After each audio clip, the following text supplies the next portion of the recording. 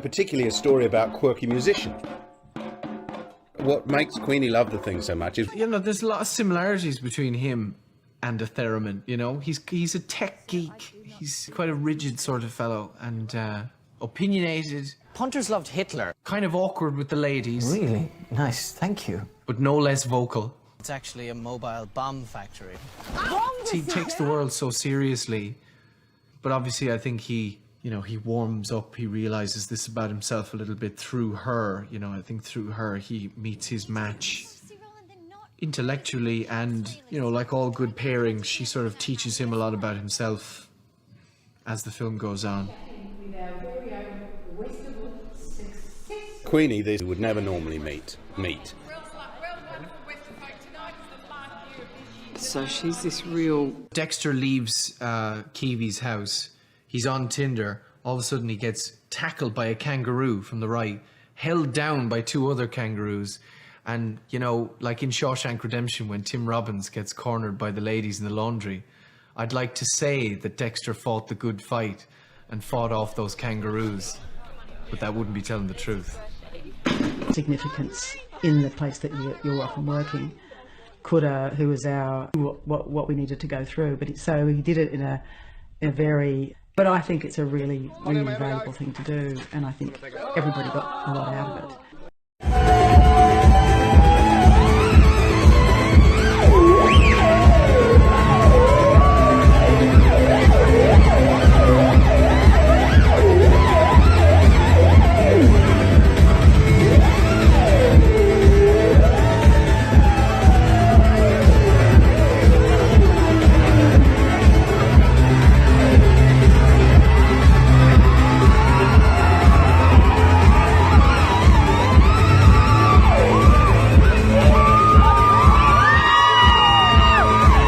I want to congratulate you all on such a fantastic film.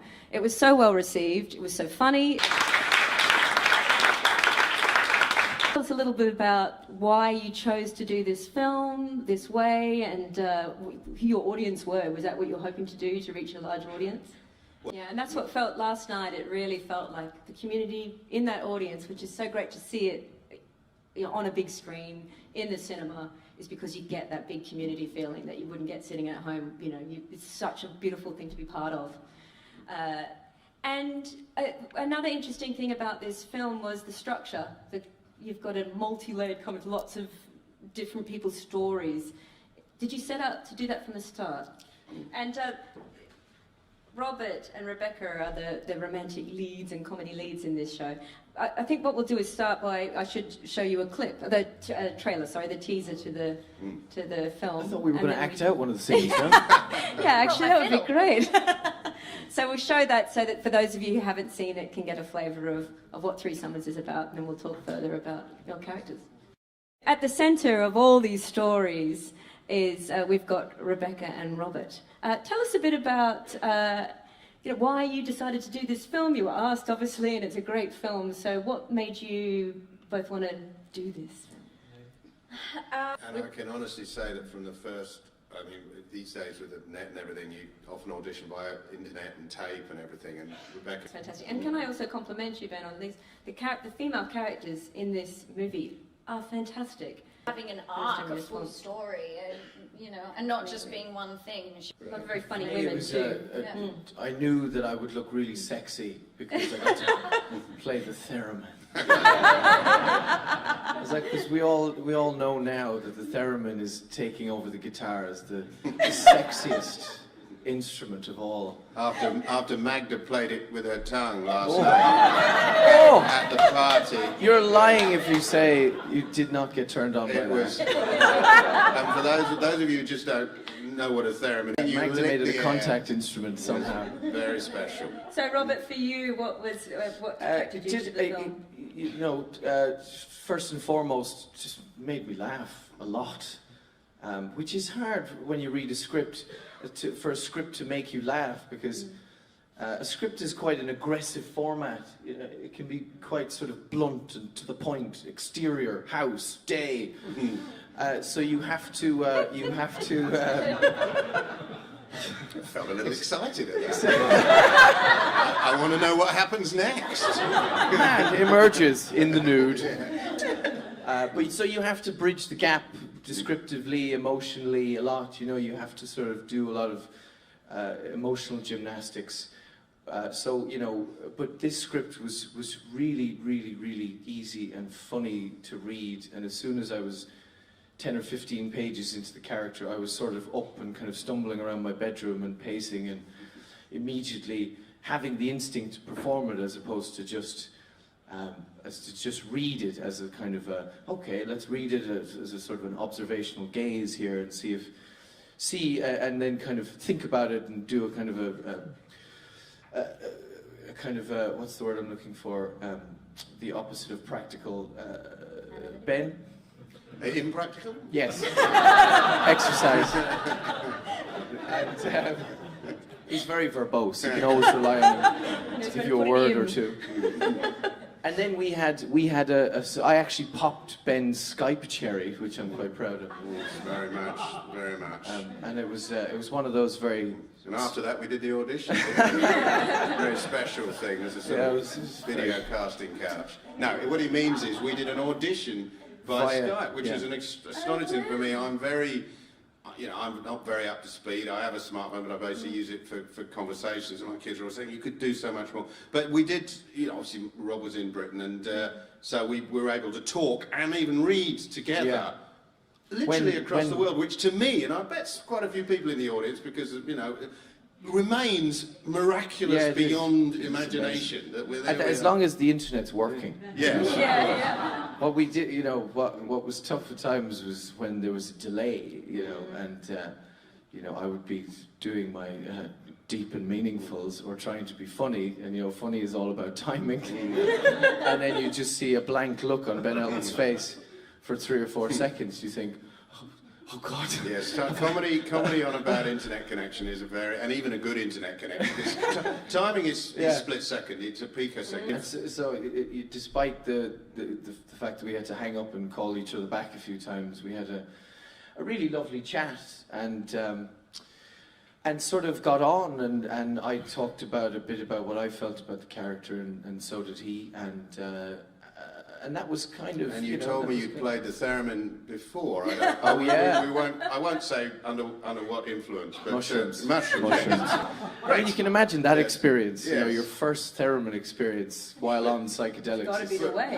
Rob I would recommend it. I was with Rob. There was you know, as I say, with Rebecca, that's it. We're there, and I had a problem with Rob's audition. It was so funny. It's so brilliant.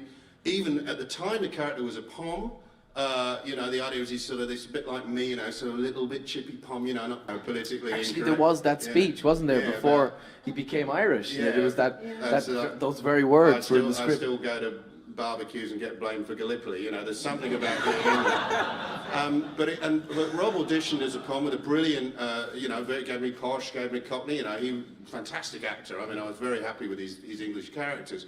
The problem was, actually, I said, mate, you're just too good looking. It's obviously a romantic lead, and this is a kind of geeky, techie sort of, not an obvious pick for lovely Kiwi. She's not going to be instantly smitten. It's his hands. In the script, it was all about, she sees his sensitive hands moving in the air and everything. And I said, she won't be looking at your hands. Look at the man. Jesus Christ. He's, you know, he's eye candy. And I said, and he said, no, I can play ugly, but I can be I'll scar myself. And of course, I thought, oh, what am I fighting here? You know, he's a great actor. Of course, he'll play an irritating geek. That's the character. That's what acting's about. But of course, I also want to, you know, I want the right guy for the role. And hell, I'll take the good-looking one. So that was a problem, because I hadn't thought originally in terms of quite such a visual fit. Kiwi, you know, the sort of Irish, Australian and all that. But as I say, Rob's comic timing, his ability to inhabit a character, you know, the pommy thing, which was so impressive. And then when we started really talking, and this beautiful voice and such a melodic thing going on, and why would I fight that? In a way, making him a pom is almost, it's too easy a way to be irritating. You know, I want this to be genuinely a bloke who's up his own self and can't get out of his own way. And if he has that Irish charm, and yet still he can't fight it. He can't. I thought it'll work even better, and it really was we developed this together. Yeah. It's an interesting thing that you have that they're quite unlikable at the start. They are quite unlikable. You're like, oh. More the character of Roland. I mean, maybe it's because I'm a guy.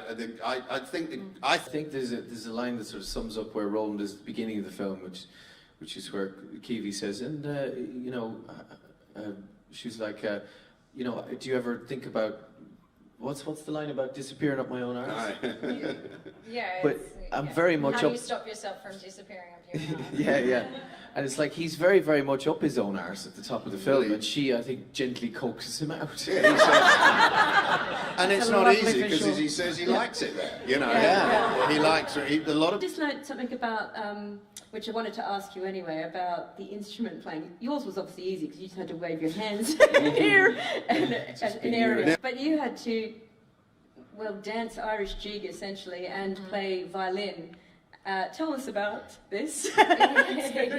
It's a magnificent performance, but the fiddle playing is very complex. The eyes. Very complex. Yeah, it was impressive. I think the thing that I felt terrible to the crew. I was nails like on a chalkboard a little bit. It was hard, having to overcome that. As a director, I'd say, come on, you know, Bex, like, you know, you. And that's my last question for you two before I call on next a bunch of actors up to the stage. Is now for comedy, was this the first time for you doing straight comedy, or had you done comedy before? Here's the thing, I hadn't done Other actors must love you. Do you mind not juggling during my monologue, Rebecca? Pride in here.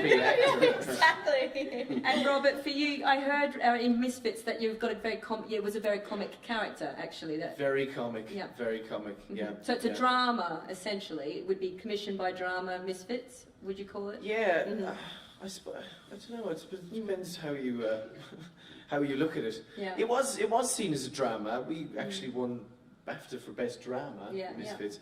But I was my contribution to the drama was little.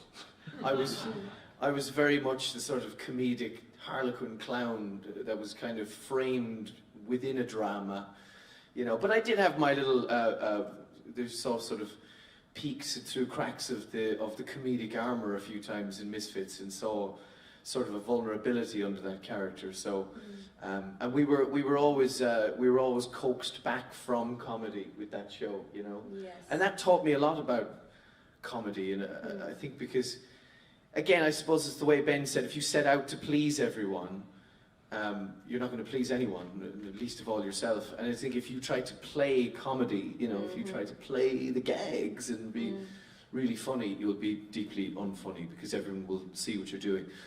So you have to trust that what you're saying is funny and mean it, you know.